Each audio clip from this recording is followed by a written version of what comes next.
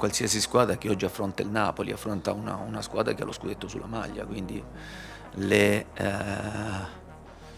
le motivazioni, l'ho detto anche ai ragazzi, saranno sempre a mille per mille, perché comunque hai uno scudetto sulla maglia, hai vinto il campionato l'anno scorso e chiaramente tutti quanti, chi gioca contro il Napoli ha la voglia, no, di fare qualcosa di straordinario, quindi sicuramente domani sarà una partita difficile, conosco l'ambiente perché comunque io vivo a Torino, tante volte quando non stavo facendo, cioè non allenavo, comunque ero a casa, sono andato spesso a vedere le partite del Torino, è una squadra gloriosa, c'è una storia, una tradizione, ha un ottimo, eh,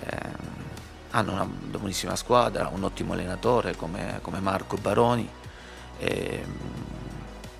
e niente, l'anno scorso penso che la Lazio sia stata la nostra bestia nera perché in una settimana abbiamo perso in campionato e in Coppa Italia in campionato. Sì, al ritorno stavamo vincendo fino al 90° e poi pareggiarono eh, l'incontro. Domani sarà un'altra partita.